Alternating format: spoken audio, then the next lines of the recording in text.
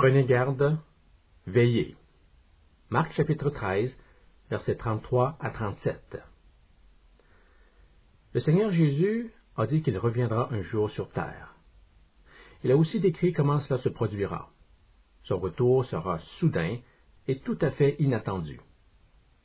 Lisons son enseignement en Marc chapitre 13, versets 33 à 37. Prenez garde, veillez et priez, car vous ne savez quand ce temps viendra. Il en sera comme d'un homme qui, partant pour un voyage, laisse sa maison, remet l'autorité à ses serviteurs, indique à chacun sa tâche et ordonne au portier de veiller. Veillez donc, car vous ne savez quand viendra le maître de la maison, ou le soir, ou au milieu de la nuit, ou au chant du coq, ou le matin. Craignez qu'il ne vous trouve endormi à son arrivée soudaine. Ce que je vous dis, je le dis à tous. Veillez. Notez bien l'insistance des paroles de Jésus dès le début de cette section. Prenez garde, veillez. Ces deux verbes ont presque la même signification, et tous les deux soulignent l'importance de la vigilance. Soyez sur vos gardes. Je vous le dis, soyez sur vos gardes. Notez aussi la répétition du mot « veiller ». Il apparaît 4 fois, presque à chaque verset. Versets 33, 34, 35 et 37. En lisant un avertissement de cette nature, plusieurs questions viennent à notre esprit. Prendre garde à quoi? De quoi exactement dois-je me méfier? Jésus affirme que personne n'en connaît le moment. Est-ce que cela signifie que je dois être sur mes gardes à tout moment? En pratique, comment peut-on vivre ainsi? Ce mot « veiller » est important dans l'enseignement de Jésus. Il est utilisé au moins 2 autres fois à la fin de son ministère, chaque fois avec la mention que nul ne sait à quel moment Christ sera de retour. Matthieu chapitre 24, verset 42. Veillez donc, parce que vous ne savez pas quel jour va venir votre maître. Matthieu chapitre 25, verset 13. Veillez donc, puisque vous ne connaissez ni le jour ni l'heure. Le texte de Matthieu chapitre 24 est fort intéressant, car il compare le retour du Christ à un brigand qui s'introduit dans une maison pour commettre un vol. Lisons ce passage, Matthieu chapitre 24, versets 42 à 44. Veillez donc, parce que vous ne savez pas quel jour va venir votre maître. Comprenez-le bien. Si le maître de maison avait su à quelle heure de la nuit le voleur devait venir, il aurait veillé et n'aurait pas permis qu'on perçât le mur de sa demeure. Ainsi donc, vous aussi, tenez-vous prêts, car c'est à l'heure que vous ne pensez pas que le Fils de l'homme va venir. Dans cette histoire, le voleur représente Jésus. À première vue, cela peut sembler surprenant. Évidemment, le point de comparaison ne fait pas de Christ un voleur. Nous pouvons associer cette situation à la parabole qui compare Dieu à un juge injuste, en Luc chapitre 18, versets 1 à 8. Il est clair que Dieu n'est pas un juge injuste, mais il peut paraître injuste dans la perspective de certains. Ce que Jésus veut souligner en Matthieu, c'est que, à la manière d'un voleur qui s'introduit discrètement dans une maison, son retour sur terre prendra tout le monde par surprise. L'action d'entrée en catimini sert à illustrer le caractère imprédictible de l'événement. C'est pourquoi Jésus dit, si le maître de la maison avait su à quelle heure le voleur allait venir, il ne lui aurait pas laissé faire. Mais il ne le savait pas. De même, le Fils de l'homme reviendra à un moment où personne ne s'y attend. Jésus prévient donc ses disciples de la soudaineté de son retour. Il va répéter cet avertissement quelques versets plus loin, lorsqu'il compare le temps de son retour au jour de Noé, quand le déluge frappa soudainement la terre. Car dans les jours qui précédèrent le déluge, les hommes mangeaient et buvaient, se mariaient et mariaient leurs enfants, jusqu'au jour où Noé entra dans l'arche, et ils ne se doutèrent de rien, jusqu'à ce que le déluge vint et les emporta tous. Il en sera de même à l'avènement du Fils de l'homme. Matthieu chapitre 24, versets 38 et 39. Pour le monde profane, le déluge fut une surprise foudroyante qui balaya tout sur son passage. Pareillement, le retour du Fils de l'homme sera foudroyant. Notre passage en Marc soulève une autre question importante. Un cambriolage est normalement une expérience très traumatisante. Comment peut-on alors l'associer à celle d'accueillir le Seigneur à son avènement? Tous les croyants ressentent une joie extrême à l'idée de retrouver le Seigneur Jésus. Pour ceux qui lui sont fidèles, ce sera l'occasion d'une grande célébration. Loin d'eux l'idée de le traiter comme un voleur. Est-ce que Jésus serait en train de suggérer que son retour sur terre donnera lieu à une mauvaise expérience? Eh bien, la réponse est à la fois oui et non. Ici, Jésus n'y va pas par quatre chemins pour parler de la réalité et de la gravité du jugement à venir.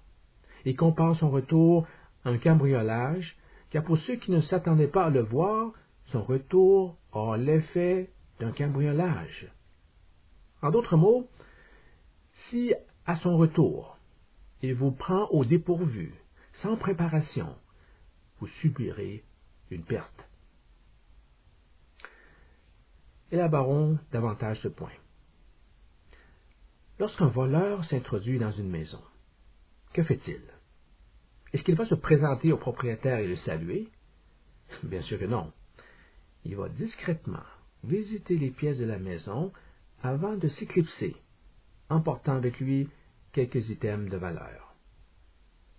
Et lorsque le propriétaire se réveillera le lendemain matin, celui-ci s'apercevra que certaines choses ont disparu. Il se rendra compte qu'il vient de subir la perte de quelques objets. La mise en garde du Christ est donc la suivante. Lorsque je reviendrai, si votre niveau de préparation est déficient, vous allez subir une perte. En 1 Thessaloniciens, chapitre 5, l'apôtre Paul se sert de la même image du voleur nocturne pour nous prévenir que le jour du Seigneur sera un jour de ruine et de jugement, qui tombera sur ceux qui sont des ténèbres, c'est-à-dire ceux qui ne s'attendent pas au retour du Christ. 1 Thessaloniciens, chapitre 5, versets 2 à 4. Car vous savez bien vous-même que le jour du Seigneur viendra comme un voleur dans la nuit. Quand les hommes diront paix et sécurité, alors une ruine soudaine les surprendra, comme les douleurs de l'enfantement surprennent la femme enceinte, et ils n'échapperont point. Mais vous, frères, vous n'êtes pas dans les ténèbres, pour que ce jour vous surprenne comme un voleur. L'apôtre Pierre aussi utilise l'analogie du voleur que personne n'attendait. 2 Pierre chapitre 3 verset 10. Le jour du Seigneur viendra comme un voleur.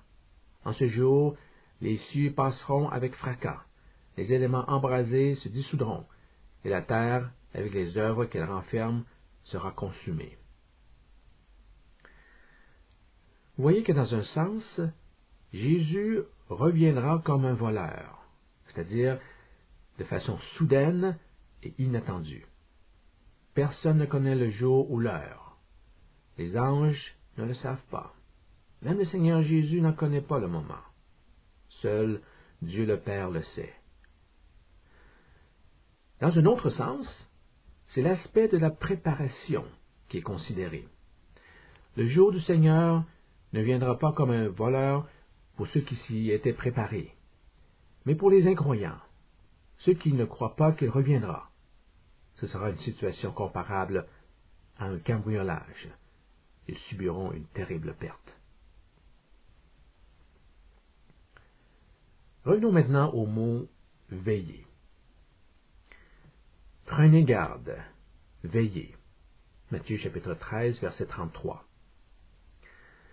Le mot grec qui est traduit ici par « veiller » est « agropnéo » et signifie littéralement « sans sommeil ». Il est formé de deux mots. Un, la particule privative alpha qui marque l'absence d'une chose, et deux, upnos qui signifie sommeil. De manière littérale, il exprime une absence de sommeil. Vous êtes sans sommeil. Vous veillez au point d'être constamment en état d'éveil. Vous refusez de tomber endormi. Dans le contexte de Marc chapitre 13, verset 34, le portier avait reçu l'instruction de veiller. Il devait rester éveillé et être prêt à tout moment pour ouvrir la porte de la maison si son maître était de retour. C'est la signification fondamentale du terme « veiller » en grec. En français, ce n'est pas aussi clair. Lorsque nous entendons le mot « veiller », nous avons tendance à demander « veiller à quoi » ? Veiller sur quoi? Il n'en est pas ainsi en grec. Il ne s'agit pas a priori de prêter attention à quelque chose. L'emphase n'est pas sur le quelque chose, mais sur l'état d'esprit d'une personne, sur la condition mentale de vigilance. Veiller en grec signifie rester en état d'éveil, être sans sommeil, éviter de s'endormir. Il est important de bien comprendre cet aspect du mot veiller. À cet égard, nous devons mentionner que dans la Bible, le sommeil est souvent synonyme de mort. Prenons par exemple Psaume chapitre 13, verset 3. Regarde, réponds-moi, Éternel mon Dieu. Donne à mes yeux la clarté afin que je ne m'endorme pas du sommeil de la mort. Le psalmiste dit, « Ravive-moi, Seigneur, sinon je vais mourir. » S'endormir du sommeil de la mort, c'est mourir. Si donc le sommeil fait allusion à la mort, par analogie, être éveillé prend la signification d'être en vie. Nous devons garder cela à l'esprit pour comprendre correctement les paroles de Jésus. Il y a un autre mot en grec qui est traduit par le terme « veiller ». Et c'est le mot « grégoreo ». Grégoreo signifie rester réveillé, être sur le qui-vive, demeurer actif, être vigilant. Jésus dit en Matthieu chapitre 25, verset 13, « Veillez donc, puisque vous ne savez ni le jour ni l'heure. » Veillez. Grégoreo. Il est inutile de tenter de deviner la date du retour du Christ. Personne n'en connaît le jour ni l'heure. Ce qui importe, c'est de rester éveillé et d'être toujours prêt pour son retour. Une image commence maintenant à se dessiner. Dans cette image, nous apercevons deux individus. Il y en a un qui est endormi, ou à tout le moins qui est assoupi, et un autre qui est réveillé et tout à fait alerte. Le Seigneur Jésus nous demande de rester éveillés à son retour, sans quoi nous subirons une perte douloureuse. Et si nous reprenons son analogie, être réveillé, c'est être spirituellement vivant. Être endormi, c'est être spirituellement mort. L'apôtre Paul fait usage du même genre de métaphore en Éphésiens chapitre 5, verset 14. C'est pour cela qu'il est dit, « Réveille-toi, toi qui dors, relève-toi d'entre les morts, et Christ t'éclairera. Remarquez la relation entre dormir et être mort. Relève-toi d'entre les morts. Toi qui es mort, relève-toi de ton sommeil. Il y a donc deux types de personnes. D'un côté, nous avons des personnes spirituellement vivantes. De l'autre côté, il y a des personnes spirituellement mortes. En empruntant le langage de Jésus, nous pourrions dire qu'il y a des personnes éveillées et des personnes endormies. À l'heure actuelle, l'Évangile appelle les hommes à la vie dans l'espoir de réveiller chaque être humain qui dort. Ainsi, la Bible compare la prédication de l'Évangile au son de la trompette qui nous réveille le matin. Paul nous dit « Réveillez-vous, vous qui êtes endormis, réveillez-vous de la mort spirituelle. Christ vous donnera sa lumière. Christ vous apportera la vie. »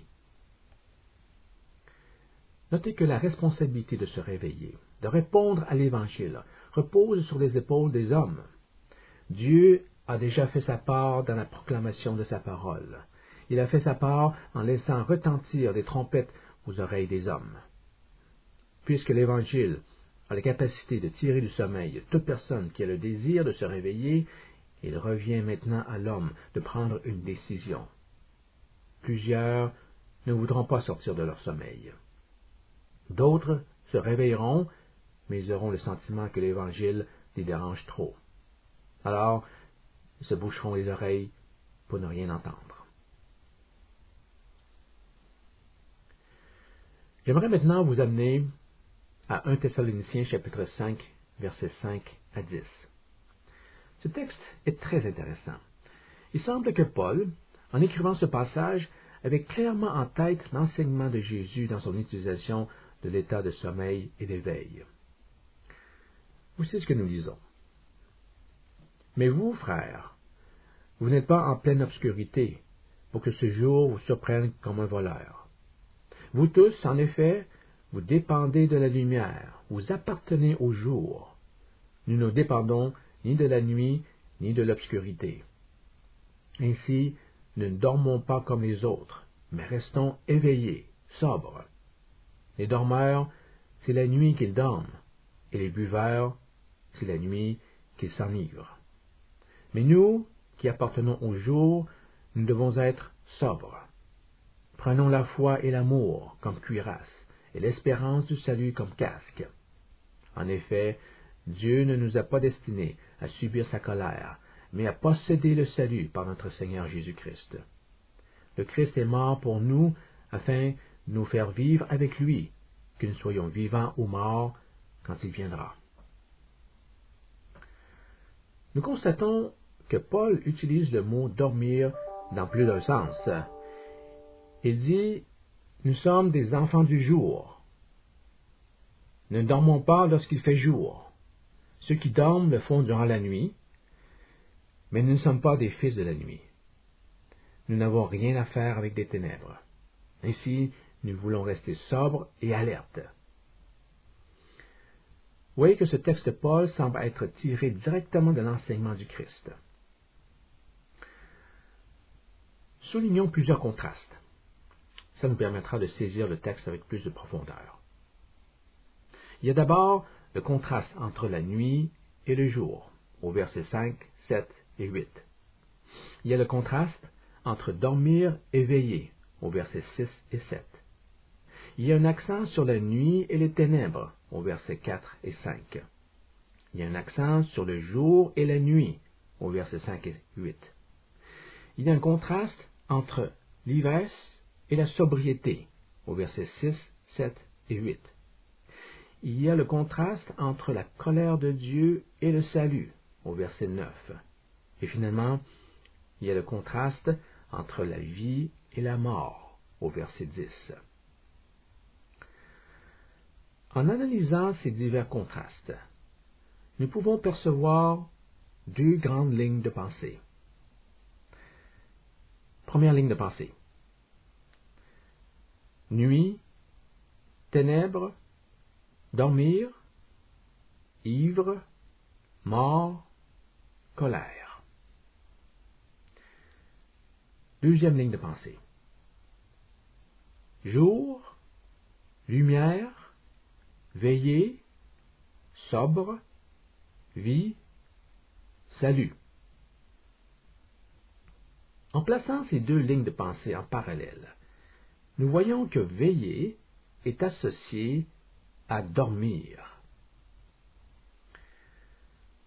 La signification du mot veiller commence à prendre tout son sens. Veiller signifie être spirituellement en vie et désigne une certaine qualité dans notre conduite. Des personnes qui veillent, vit comme celui qui est spirituellement éveillé, quelqu'un qui vit dans la lumière, c'est-à-dire dans la justice. La lumière fait référence à la justice de Dieu. L'obscurité, du point de vue biblique, fait référence au mal, à la noirceur du péché. Je répète, veiller signifie rester éveillé spirituellement. Et qu'est-ce que cela signifie, rester éveillé spirituellement? C'est vivre dans la lumière. C'est mener une vie caractérisée par la justice et la vérité. Nous avons mentionné plusieurs fois dans le passé que le christianisme ne peut pas se définir simplement par le fait de croire à certaines vérités bibliques, comme celle affirmant que Jésus a été crucifié il y a 2000 ans, qu'il est mort pour nos péchés, qu'il est ressuscité au troisième jour. Toutes ces vérités sont importantes, mais elles n'ont aucun pouvoir de nous mener au salut tant que nous ne leur avons pas permis de nous réveiller. C'est là que la foi prend tout son sens. La foi provoque un réveil spirituel. Par la foi, nous passons du royaume des ténèbres au royaume de la lumière, et nous devenons la nouvelle créature mentionnée par Paul en 2 Corinthiens chapitre 5, verset 17. En appartenant à la lumière, il se produit une transformation radicale de notre attitude et de notre conduite. Il y a donc, dans le mot veiller, une allusion à un changement radical de notre attitude. Retournons à Matthieu chapitre 24 pour analyser ce point. En Matthieu 24, verset 44, le Seigneur Jésus conclut une partie de son enseignement en déclarant que la date de son retour est un secret. C'est pourquoi vous aussi tenez-vous prêts, car le Fils de l'homme viendra à l'heure où vous n'y penserez pas. Regardez maintenant le verset suivant, verset 45. Après avoir affirmé qu'on ne peut pas fixer le moment de son retour, il en explique la conséquence logique. Il dit « Quel est donc ?» Le mot « donc » est important. Il représente et présente la conséquence de ce qui vient d'être dit. Si tel est le cas, il s'ensuit donc. Quel est donc signifie, compte tenu de ce que nous venons tout juste de dire sur l'impossibilité de prédire la date du retour du Christ, et quelle en est la conséquence, il s'ensuit que vous devez veiller. Si le retour du Seigneur est impossible à prévoir, alors vous devez veiller. Vous devez vous tenir prêt à tout instant. La question maintenant de savoir ce que être prêt signifie spirituellement. C'est ce que Jésus va expliquer. Il débute avec les mots introductifs « Quel est donc ?» Lisons Matthieu, chapitre 24, versets 45 à 50. Quel est donc le serviteur fidèle et prudent que son maître a établi sur ses gens pour leur donner la nourriture au temps convenable? Heureux ce serviteur que son maître, à son arrivée, notez le retour du maître, trouvera faisant ainsi, c'est-à-dire accomplissant le travail qu'on lui a confié. Je vous le dis en vérité, il l'établira sur tous ses biens. Mais si c'est un méchant serviteur qui dit en lui-même, « Mon maître tarde à venir », s'il se met à battre ses compagnons, s'il mange et boit avec les ivrognes, le maître de ce serviteur viendra le jour où il ne s'y attend pas et à l'heure qu'il ne connaît pas. Il le mettra en pièces. Il lui donnera sa part avec les hypocrites. Où vont les hypocrites? Ils vont en enfer.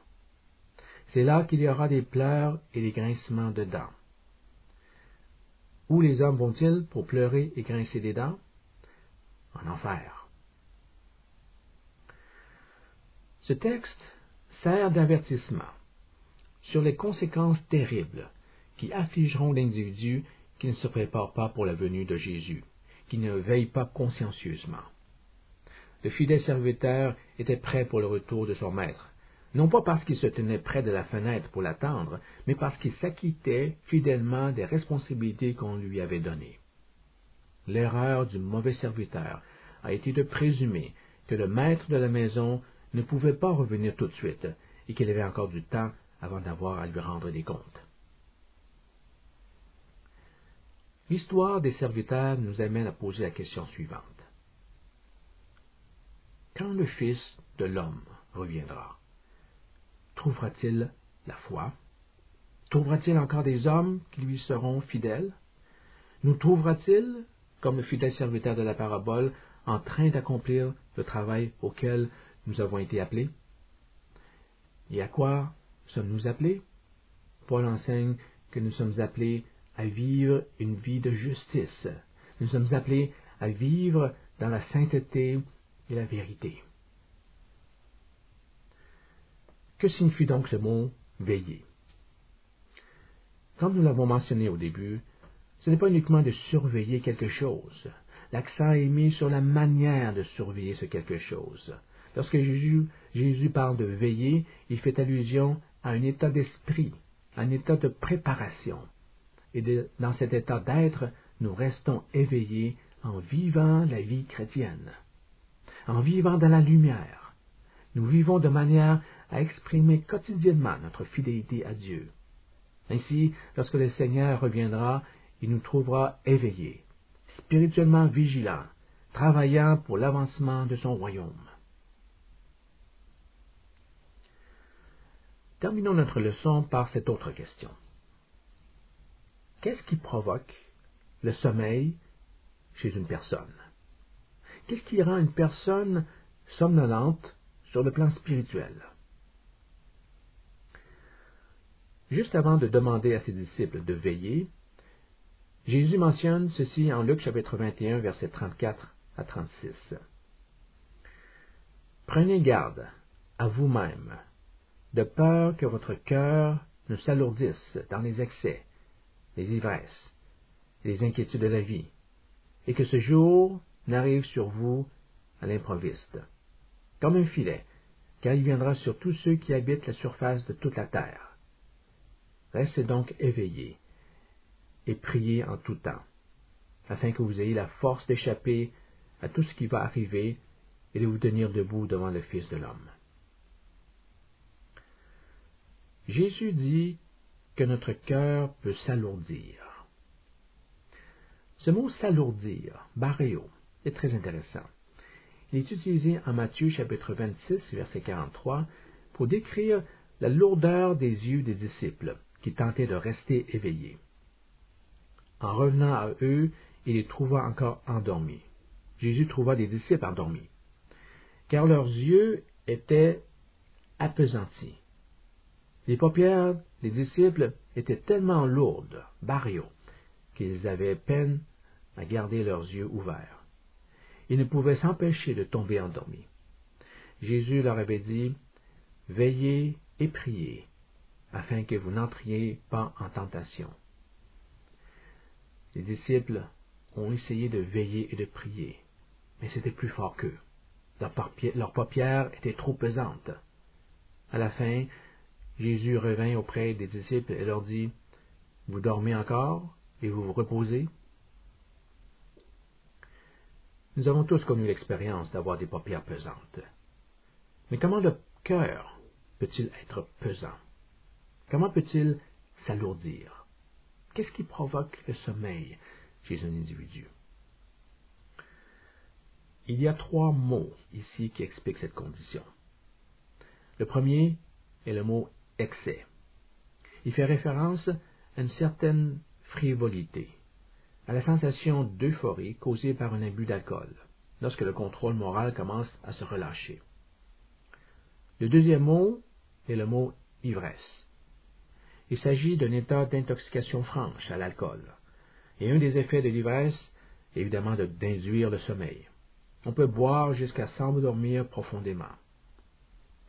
Le troisième point concerne les inquiétudes de la vie, c'est-à-dire les soucis de la vie et la réticence à se détacher des choses du monde.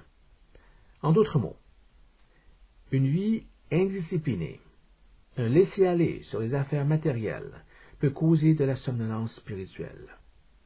Dans ce cas, le disciple sera pris au dépourvu au retour du Christ. Pour ceux qui auront manqué de préparation, l'avènement du Seigneur sera vécu comme un piège. Ce sera une affreuse surprise, car elle leur fera prendre conscience qu'ils ont tout perdu pour l'éternité. Ce jour-là, il ne sera plus possible de se repentir.